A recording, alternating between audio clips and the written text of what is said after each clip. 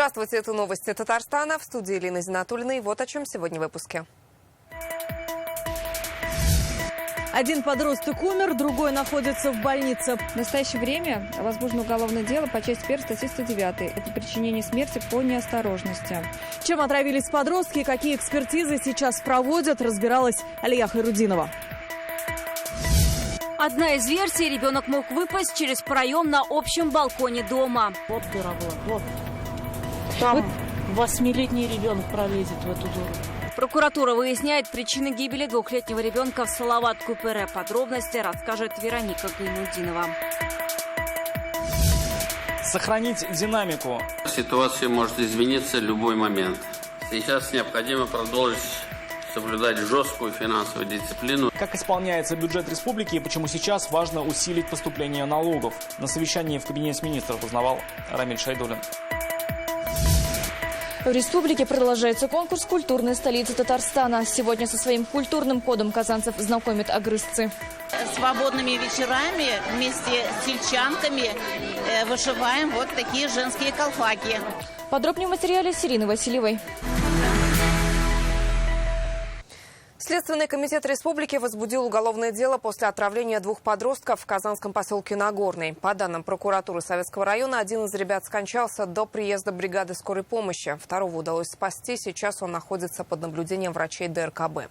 Случаи отравления среди подростков фиксируют по всей стране. Так, в Новосибирске после курения электронной сигареты два школьника оказались в реанимации. Девятиклассница в Подмосковье скончалась. Чем отравились казанские подростки, пока неизвестно. Следственный комитет назначил экспертизы. Все версии ЧП у Алии Хайрудиновой.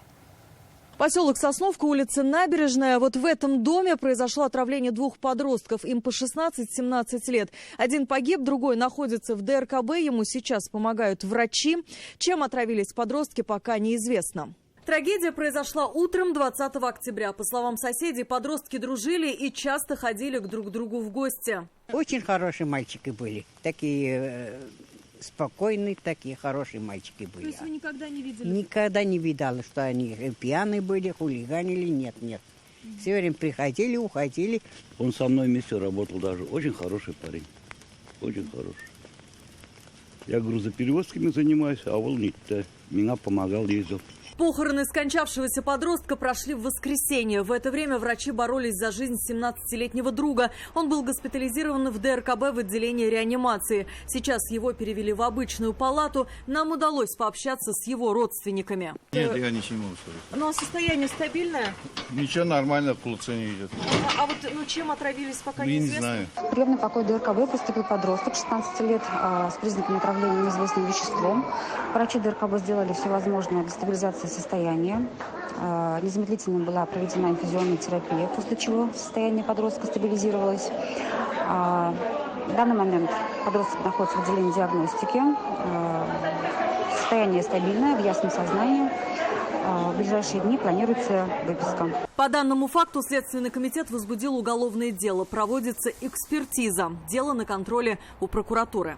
В настоящее время возможно уголовное дело по части 1 статьи 109. Это причинение смерти по неосторожности. Назначены ряд судебных экспертиз. В настоящее время они еще не проведены. Дальше прокуратурой будут приняты дальнейшие действия по результатам экспертиз. Известно, подростки учились в Казанском политехническом колледже. Сегодня здесь все занятия проходили в штатном режиме. По словам заместителя директора, о ЧП никто ничего не знает. Вот у вас ЧП произошло, один подросток умер, другой сейчас находится в больнице, отравились неизвестным веществом. Никакой информации нету. У нас никакой информации нету. То есть вы вообще не знаете, что с вашими студентами?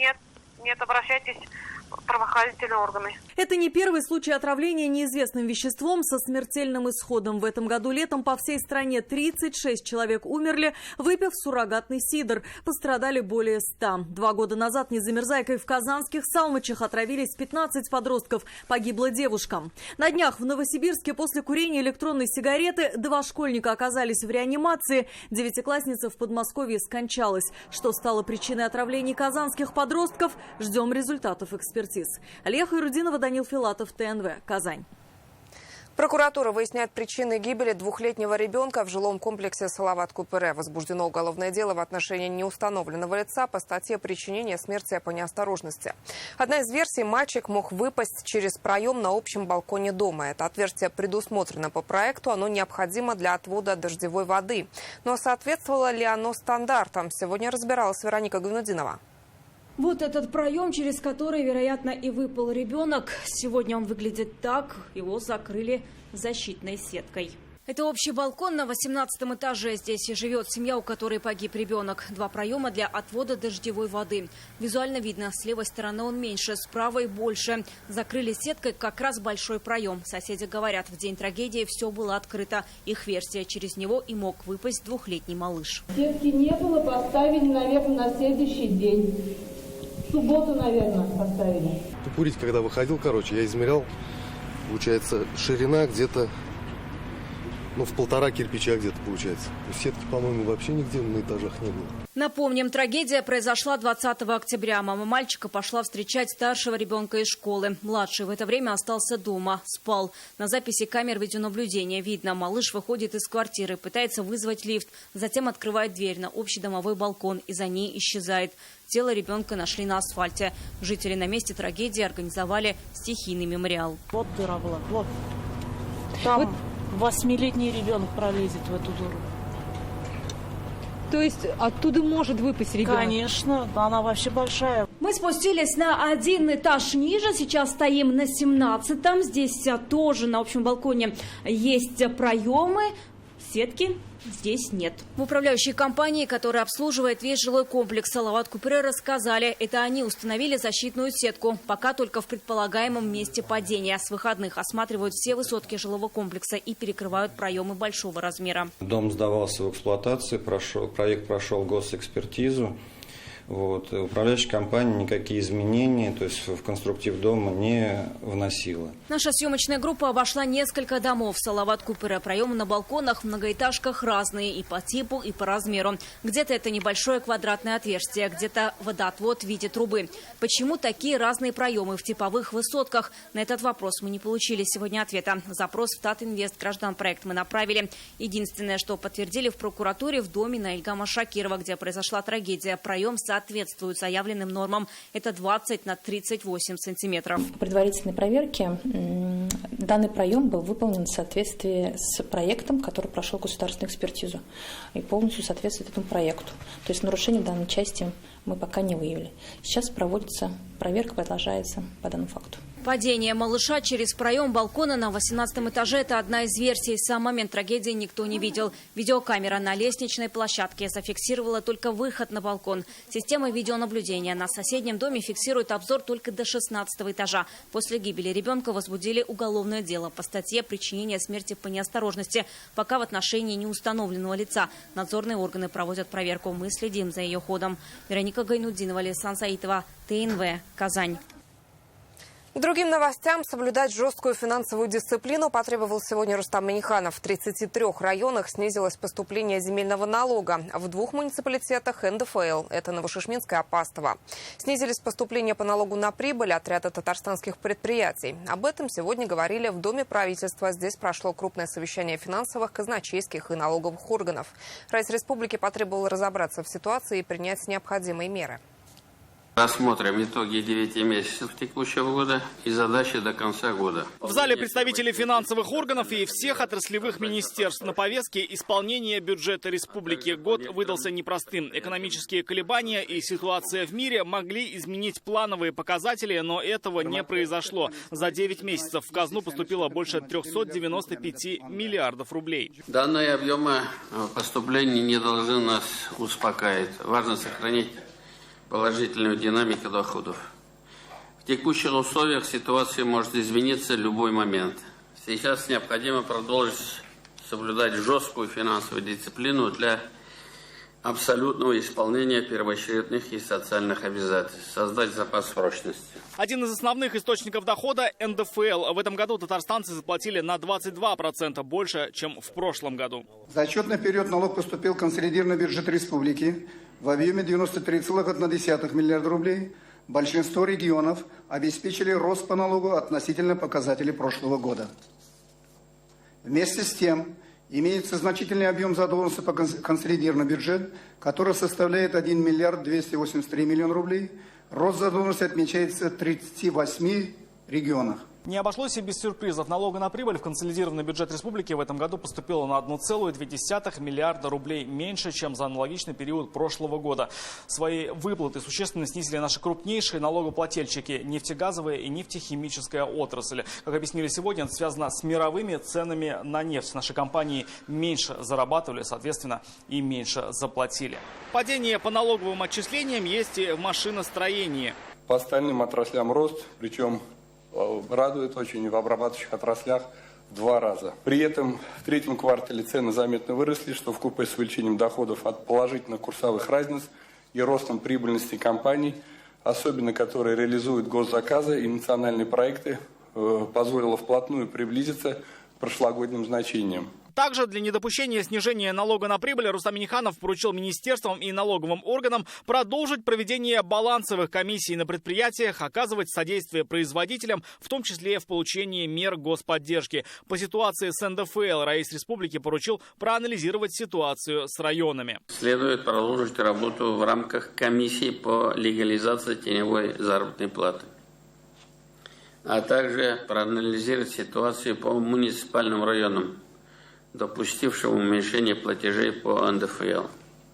В текущем году это Новошишминский и Апасовский районы. Прошу разобраться. Рустам Минниханов поручил обратить особое внимание на земельный налог. Отчисления снизились на 9% или на 530 миллионов рублей. И это сразу в 33 районах республики. Основные задачи для исполнения бюджета определил Раис Республики: выполнение доходной части, сокращение недоимки, своевременное освоение средств республиканского и федерального бюджетов. Важно работать с госпрограммами и национальными проектами, освоить федеральные средства в этом году и включиться в работу по новым программам в следующем. Рамиль Шайдуллин, Рамзиль Гарипов, ТНВ, Казань.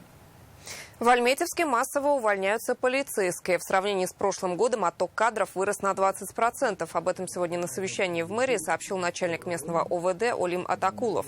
Он рассказал, вопрос дефицита кадров обострился в этом году и попросил районные власти уделить внимание нехватке сельских участковых. По его словам, молодые люди отказываются работать в деревнях. Тех, кто остается в городе, не устраивает зарплата. У нас сержант получает в среднем 30-33 тысячи зарплаты. Понятно, что молодежь у нас сегодня такая, которая хочет сегодня, здесь и сразу. На сегодняшний день мы принимаем на службу до 50 лет. При этом на определенной должности при наличии образования мы можем принять и тех, кто не служил в армии. Единственное 2 ограничения – это на сегодняшний день наличие судимости, в том числе снятых, погашенных, то есть судимых мы не берем. И вторым ограничением является наличие гражданства иностранного государства. Холодная и по-зимнему снежная погода ожидается на этой неделе в республике. На минувших выходных обильный снегопад прошел в нескольких районах республики. Так жители Бугульминского и Бавлинского районов засняли видео, как начинает формироваться устойчивый покров. Завтра в республике синоптики обещают мокрый снег. Ветер усилится до 18 метров в секунду. В среду местами ожидается метель. Температура продолжает понижаться. Днем минус 2 градуса, ночью минус 6. Такая же ожидается и в четверг. На дорогах местами возможны снежные заносы и гололедица. ГИБДД просит автомобилистов не выезжать на дороге на летних шинах. Подачу воды в большинство казанских домов в воскресенье возобновили раньше указанного времени, но в некоторых сухие часы затянулись. В 3 домах по Кулахметовой и Хлебозаводской воду дали и тут же отключили. Хозяева некоторых квартир забыли закрыть краны и затопило нижние этажи. В некоторых домах циркуляцию воды нарушили воздушные пробки. После включения водоснабжения казанцы жаловались и на качество. Из кранов шла ржавая вода. На горячую линию поступил 51 звонок. Аварийные бригады промыли фильтры и спустили грязную воду. Более 600 заявок были связаны с подвозом цистерн. Масштабное отключение в эти выходные произошло из-за реконструкции Горьковского шоссе. Сотрудники водоканала вывели из-под участка дороги 2 водовода. Хочу поблагодарить за терпение наших уважаемых жителей. На самом деле такие операции не могут в строящемся городе, который обновляет инфраструктуру, не проходить. И, безусловно, это всегда определенные неудобства доставляет, но то, что мы сделали, это на годы, наверное, на десятилетия вперед. Соципотечные квартиры в Салават-Купыре взлетели до 88 тысяч рублей за квадрат. Участники программы заявили, что не потянут новый ценник и просят власти разобраться с ценообразованием. Почему новая цена никакая не социальная и в чем причина подорожания, читайте в интернет-газете «Реальное время». Сегодня в Доме правительства Рустам Минниханов встретился с ректором Российского государственного университета правосудия Владимиром Кулаковым. Обсудили вопросы сотрудничества в части подготовки специалистов, переподготовки работников в сфере юстиции и мировых судей. В Казань Владимир Кулаков прибыл для участия в научно-практической конференции, посвященной конституционализации осуществления правосудия в условиях трансформации правовой системы России. Сегодня в Казани подвели итоги научного исследования биологического разнообразия лесопарка Лебяжье. В течение года ученые из разных НИИ республики проводили исследования лесного массива. Нашли более 70 биологических видов, занесенных в Красную книгу Татарстана. Ученые хотят огородить их заповедной зоной, чтобы основные маршруты и тропы не проходили через нее.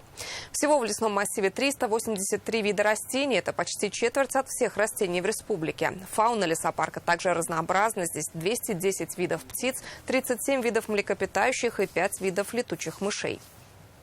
Как показали проведенные нами исследования, чувствуют они себя довольно неплохо. Мы видим большое биологическое разнообразие в целом видов животных и растений, но в том числе и наличие редких, охраняемых, занесенных в Красную книгу Республики Татарстан видов растений и животных. Для 100 гектаров леса уровень биологического разнообразия он весьма-весьма достойный.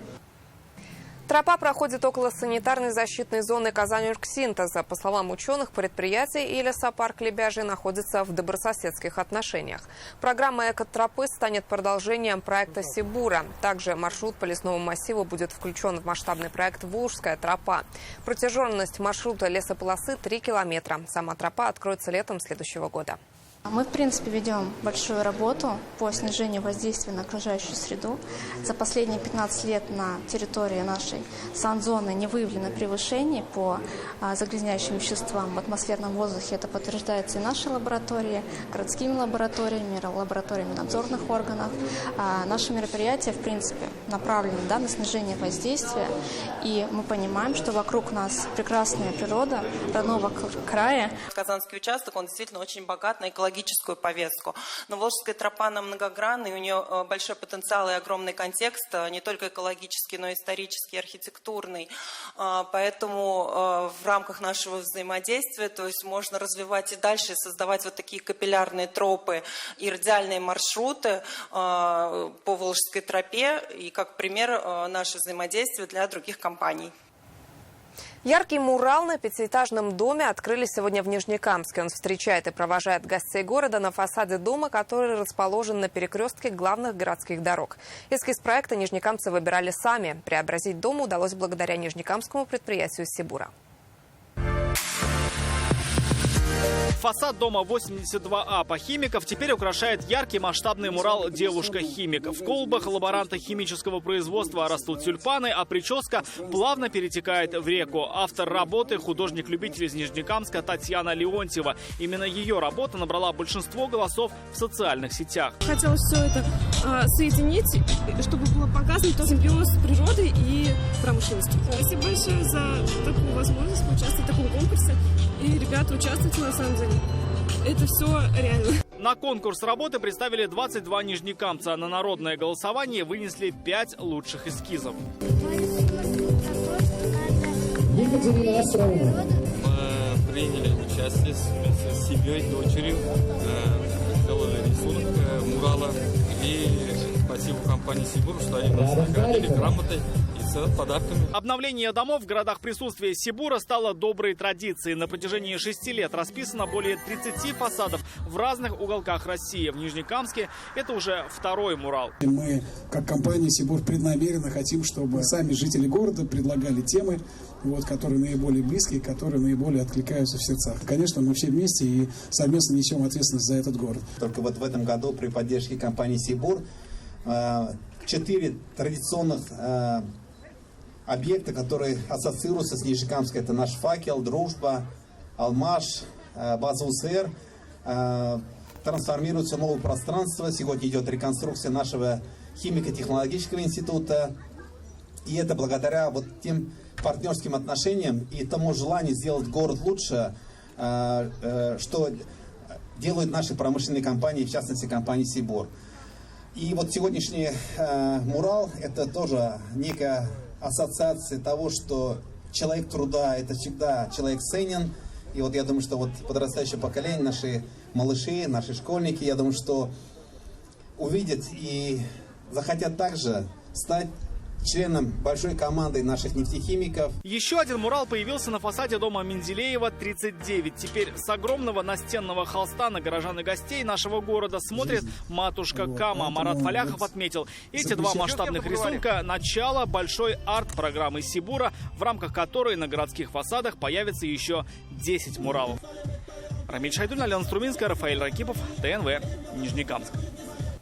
В Казани прошел фестиваль боевых искусств «За будущее». В программу турнира вошли соревнования по кёкусинкай и абсолютно реальному бою. Собрались 300 участников со всего Татарстана. Спортсмены разыграли 95 комплектов медалей. У фестиваля была и образовательная часть. Здесь открыли выставку, посвященную истории формы и снаряжения русского солдата. В фойе спорткомплекса работала экспозиция с образцами экипировки и боевого оружия времен Великой Отечественной войны. Этот фестиваль стал подготовкой к чемпионату мира по кёкусинкай-карате. Он пройдет в 24 ноября в Казахстане. 4 ребят из Татарстана будут отстаивать честь страны и республики. Боевые искусства – это же всегда патриотизм, это всегда служение своему Отечеству, воспитание лучших человеческих качеств. И постарались здесь объединить разные направления боевых искусств. Цель у них одна – служение Отечеству. В будущем это защита нашей Родины. Именно поэтому и фестиваль назван «За будущее». Это статус, туда собираются со всего мира дети. И завоевать, чтобы сильнейшего на этой планете, как бы по виду спорта кёкусинкай.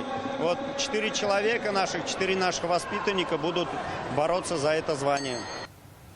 Сегодня в Казани прошел День культуры Агрызского района. В Доме дружбы народов свой многонациональный колорит представили самые активные жители самого северного района республики. Пели песни на русском, на татарском, марийском, удмуртских языках. Угощали блинами, перепечами, учили вышивать тюбетейки, украшать манист. А на празднике агрызцев побывала и Ирина Васильева. Под задорные песни агрызские бабушки знакомят казанцев с древним способом чистки самоваров. В руках мочалки и речной песок. Натирая самовару, возвращали блеск. Вот мы показывали, как надо чистить самовар. Вот сначала, значит, водой мочили, потом песок, потом чистим, потом ставим чай, в душице пьем чай блинами. Марийцы встречают гостей песнями и плясками. Особый ритм музыки придает национальный барабан «Тумыр». Обделывает вот кожа такая, с этой стороны, с той стороны. Сам барабан, это самое основание. Оно как бы раньше делали из липы.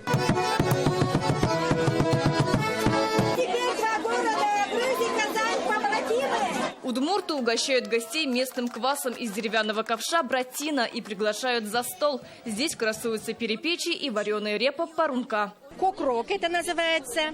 Это пироги на пресном тесте. А начинка бывает и свеколка, и капуста.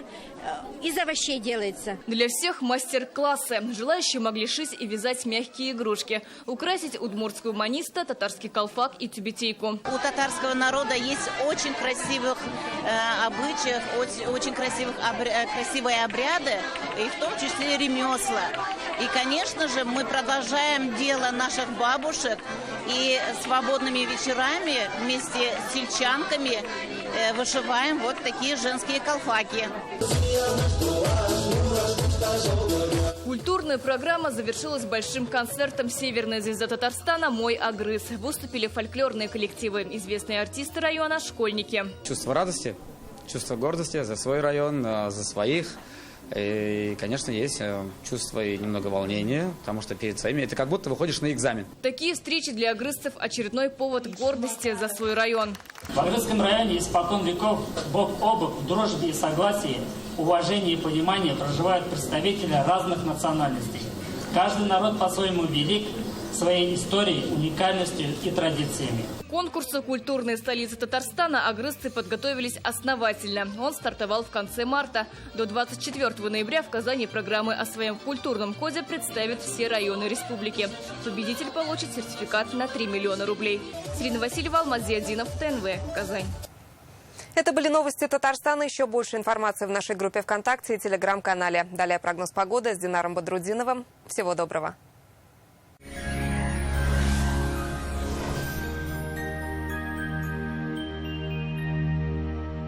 Здравствуйте, Исянмисес, в студии Динар Бодрудинов. В Татарстане неделя началась с неустойчивой погоды, сильных ветров и обильных осадков. Повсеместно пройдут дожди с мокрым снегом. Температура продолжит снижаться. Подробнее узнаем через несколько секунд.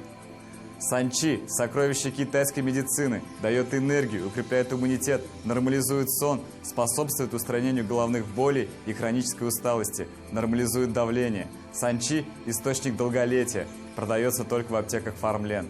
Телефон для справок 8 92 72 36 71 75. Сайт sanchi.rf. По данным сервиса Яндекс.Погода, в Кукмаре, Богатых Собах и Зеленодольске облачно, дожди и мокрый снег. Температура днем от 1 до 3 градусов тепла, ночью до 4 градусов со знаком минус. В Буинске, Тетюшах и Кабицах также облачно, прогнозируются осадки в виде мокрого снега и дождя. Здесь теплее, днем от 5 до 9 градусов тепла, ночью 3 градуса ниже нуля. В Аксубаево, Мамадыше и Чистополе температура примерно такая же. Днем 5-9 градусов тепла, ночью минус 2-3 градуса. Будет облачно, пройдет дождь и мокрый снег. В Набережных Челнах, Агрызе и Сарманово днем от 1 до 6 градусов со знаком плюс, ночью минус 3-4. Здесь также повсеместно дожди и мокрый снег. В Альметьевске, Бугульме и Азнакаево пасмурные дожди, местами мокрый снег. Днем сравнительно тепло, плюс 7-9 градусов, ночью минус 2-3 градуса. В туристических городах нашей республики также пасмурно и довольно холодно. В Свияжске облачно, ожидаются осадки в виде дождя и мокрого снега. Плюс 3 градуса днем и минус 3 градуса ночью. В Болгаре днем теплее, до 8 градусов. Ночью также 3 градуса ниже нуля. Пройдут дожди и мокрый снег. В Елабуге днем плюс 5 градусов, ночью будет около минус 3. Здесь тоже дождь и мокрый снег. В столице Татарстана в течение предстоящих суток также ожидаются осадки в виде мокрого снега. Будет пасмурно. Температура 4 градуса тепла днем и около 3 ниже нуля ночью. Давление чуть ниже нормы, 745 мм ртутного столба. Ветер северный, сильный. Влажность 87%. Магнитное поле Земли спокойное. Это все о погоде. Берегите свое здоровье. Будьте осторожны на дорогах, возможен гололед. Я с вами прощаюсь. До встречи. Каднаргыз, уңышлы болсын.